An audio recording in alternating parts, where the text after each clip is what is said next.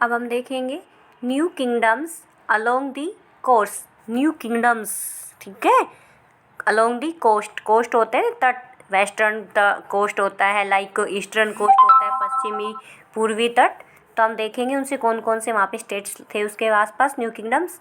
The southern half of the subcontinent is marked by long coast line and with hills, plateaus and river valleys.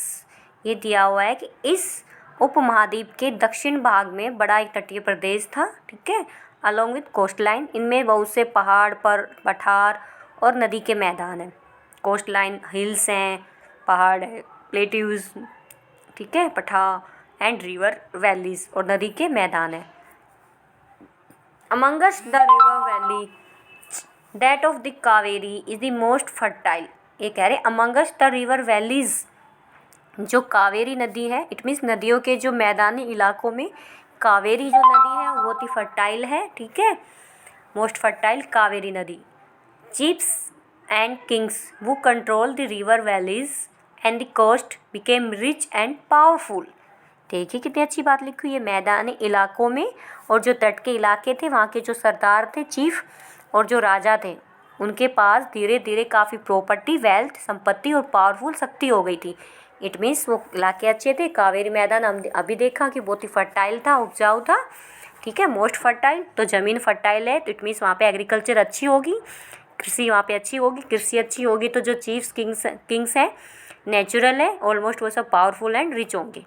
Sangam poems means in दी मुवेंदा, आप इसको underline करें ना मुवेंदा को, ठीक है, अच्छा question बन सकता है यहाँ पे मुवेंदार, ठीक है, कि जो संगम कविताएं हैं, जो संगम पोइम्स हैं, उनमें हम मुवेंदार की चर्चा हमें मिलती है। This is a Tamil word, question बन सकता है Muvenda, what is the meaning of मुवेंदा?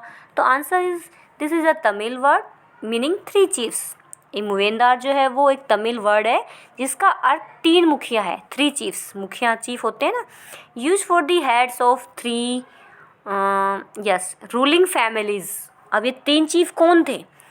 देखिए, first the Cholas, Cheras and Pandyas, okay, चोर, चेल, पांड्यास, ये थे 3 चीफ्स, चोल, चेर, पांड्यास। ये डायनेस्टी हैं, जैसे मौर्य डायनेस्टी आपने पढ़ी, अशोका से रिलेटेड, आपने गुप्ता डायनेस्टी पढ़ी, Chandragupta Maurya, Chandragupta first, then Samudragupta, Chandragupta second, ये सब आपने पढ़ा। तो ऐसे ही चोलास, चेरास, पांड्यास, ये डायनेस्टी थी साउथ में। वो became powerful in south India around 2300 years ago, ठीक है, 2300 साल पहले दक्षिण भारत में काफ़ी पावरफुल माने जाते थे Chola, Chera, Pandya. Each of 3 chiefs had 2 centres of power, ठीक है, इन 3 मुखियाओं के अपने 2 पावरफुल सेंटर्स थे, 2 इट मीन्स 3 चीफ हैं तो एक का 2 सेंटर है, ठीक है, पावरफुल, 1, ठीक है, inland and the 1 on the coast.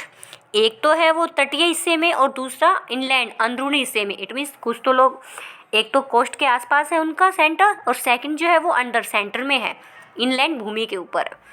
Of these 6 cities, अब देखिए 3 चीफ हैं, उनके 2 सेंटर्स है, 3 2 जा 6, इट मीन्स कितने हो गए टोटल 6 सिटीज़।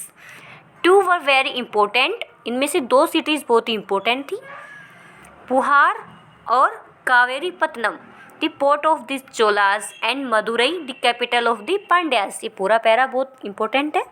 ये कह रहे हैं 2 बहुत ही इंपॉर्टेंट थे, कौन सा? एक तो चोलों का था पोर्ट, पुहार या कावेरी पट्टनम, पुहार बोल दीजिए या कावेरी पट्टनम, ठीक है, द पोर्ट ऑफ द चोला, जो चोलों की पोर्ट था, बंदरगाह था। Second is Madurai, the capital of Pandyas, जो पांड्या हमने ऊपर पढ़े हैं उनकी कैपिटल थी ये Madurai, okay. The chiefs did not collect regular taxes, देखिए जो चीफ है, मुखिया है, वो लोगों से रेगुलर टैक्स, नियमित कर नहीं लेते थे। Instead they demanded and receive gifts from the people, वो नियमित कर की बजाय लोगों से क्या मांगते थे? डिमांड करते थे गिफ्ट, कि आप लोग हमें गिफ्ट्स दे के जाए। They also want on military expeditions and collect tribute from neighbouring areas, वो आसपास मीन्स नेबरिंग जो एरियाज थे वहाँ पे कभी कभी मिलिट्री एक्सपेंडिचर, सैनिक अभियानों पर भी वो निकल पड़ते थे, और आसपास के जो रेजिन्स हैं वहाँ से वो थोड़ा बहुत ट्रिब्यूट, अनुदान होता है ना, वो वसूल करते थे। They kept some of the wealth and distributed the rest amongst their supporters, including members of their family, soldiers and poets. अभी हमने पढ़ा कि वो एक तो उनसे गिफ्ट्स लेते थे, प्लस में वो आसपास के इलाकों से थोड़ा बहुत ट्रिब्यूट शुल्क वसूल कर लेते थे। तो इनमें से कुछ प्रॉपर्टी, कुछ जो धन है, जो वेल्थ है, मनी है, वो अपने पास रख लेते थे। ठीक है, अपने पास उन्होंने कर ली। They kept some of the wealth, अपने पास वहाँ पे रख ली उन्होंने। देन डिस्ट्रीब्यूट कर दी रेस्ट अमंगस्ट, जो बाकी की मनी थी वो किस में डिस्ट्रीब्यूट कर देते थे। देयर सपोर्टर्स, जो उनका सपोर्ट करते थे, जो उनके समर्थक थे, including members of their family, अपनी फैमिली को, सोल्जर्स सिपाहियों को, एंड पोइट्स कवियों को। इट मीन्स थोड़ी बहुत मनी अपने पास रख ली, रेस्ट ऑफ मनी उन्होंने डिस्ट्रीब्यूट कर दी, इन सब के बीच में बांट देते थे। Many poets whose compositions are found in the Sangam collection composed poems in praise of chiefs who often rewarded them with precious stones like gold, horses, elephants, chariots and the fine cloth. Okay? अनेक संगम कवियों के जो chief थे, मुखिया थे, उनकी प्रशंसा में कविताएं लिखी गई हैं। जो संगम कविताएं वो अपने चीफ्स की प्रेज में लिखी गई थी। अब उन्होंने प्रेज में लिखी है तो उनको रिवॉर्ड भी तो मिलता था। ठीक है, रिवॉर्ड मिलता था, लाइक प्रीसियस स्टोन्स, कीमती स्टोन्स, गोल्ड, सोना, हॉर्सेस, घोड़े, एलिफेंट्स, हाथी, chariots, Rath, and fine cloth, बहुत ही सुंदर कपड़े उनको रिवॉर्ड में दिए जाते थे। Around 200 years later, a dynasty known as the सातवाहन्स became powerful in the western India. ये क्वेश्चन भी बहुत अच्छा है कि लगभग 200 वर्षों के बाद वेस्टर्न इंडिया, पश्चिम भारत में जो सातवाहन शासक हैं, एक नई डायनेस्टी आई, उस राजवंश का बहुत ज़्यादा वहाँ पे पावरफुल हो गए थे वो। ठीक है, वेस्टर्न इंडिया में the most important ruler of the Satavahanas was Gautamiputra Shri Satakarni. इसको अंडरलाइन करें कि सातवाहनों का सबसे इम्पोर्टेंट, ठीक है, डोमिनेंट राजा कौन था? गौतमी पुत्र श्री सातकर्णी नाम है ये राजा का। We know about him from an inscription composed on behalf of his mother. Question बनता है कि सातवाहनों का जो सबसे इम्पोर्टेंट रूलर था, अभी हमने देखा ये गौतमी पुत्र श्री सातकर्णी, इसके बारे में हमें कहाँ से पता लगा? तो आपका आंसर क्या होगा कि एक इंस्क्रिप्शन के द्वारा। और वो इंस्क्रिप्शंस किसने लिखा? इंस्क्रिप्शंस आप पढ़ चुके हैं। इंस्क्रिप्शंस, मैन्युस्क्रिप्ट आपके फर्स्ट लेसन में ही था। मैन्युस्क्रिप्ट हो गया आपका, क्या आप बताएंगे मैन्युस्क्रिप्ट और इंस्क्रिप्शंस क्या था? आपके लिए यही क्वेश्चन है, देखते हैं आपको कितना याद रहता है आपके फर्स्ट चैप्टर का। तो इंस्क्रिप्शंस एंड मैन्युस्क्रिप्ट आप बताएंगे मुझे। तो हम आ रहे थे गौतमी पुत्र श्री सातकर्णी के बारे में। हमें उसकी उसकी माँ का नाम था गौतमी बलश्री, उसके एक इंस्क्रिप्शन से पता लगता है, अभिलेख से पता लगता है। ओके, ये उसकी मम्मी, यहाँ पे माता जी का नाम है गौतमी बलश्री, इन्होंने एक इंस्क्रिप्शन लिखा था, उसके थ्रू हमें गौतमी पुत्र श्री सातकर्णी का पता लगता है। He and other Satwan rulers were known as lords of the Dakshinapath. अच्छा, literally the route leading to the south, which was also used as a name for the entire southern region. Dakshinapatha का शाब्दिक अर्थ है कि दक्षिण की ओर जाने वाला रास्ता। अभी हमने पढ़ा दक्षिणापथ, दक्षिण प्लस पथ, दक्षिण इट मीन्स डायरेक्शन दक्षिण, पथ इट मीन्स हिंदी में इसको क्या कहेंगे? रास्ता। तो इट मीन्स वो वाला रूट जो लीड करता है साउथ में, इट मीन्स जो दक्षिण की साइड जा रहे हैं, दक्षिण जाने वाला रास्ता होता था। ठीक है, और पूरे जो which was also as the name of the entire southern region, और पूरे दक्षिणी क्षेत्र के लिए भी दक्षिणापथ यही नाम फेमस था उस टाइम पे। He sent his army to the eastern, western and southern coast. Shri Satakarni जो हमने देखा अभी ऊपर, उसने पूर्वी, पश्चिमी और दक्षिणी तटों पे अपनी सेनाएं भेजी। अब आपके लिए वापस से क्वेश्चन है, why do you think he wanted to control the coast? अब आप मुझे ये बताएंगे, जब आप ये वीडियो कंप्लीट कर लेंगे, देख लेंगे, उसके बाद आप मुझे बताएंगे कि श्री सातकर्णी कोस्ट पर नियंत्रण, अपना कंट्रोल क्यों करना चाहता था? Why, what is the reason behind it? Okay, आगे चलते हैं। अब हम the story of silk route, silk route की हम स्टोरी देखेंगे। रेशम मार्ग, the rich glossy colors of silk as well as its smooth texture make it a highly valued fabric in most societies.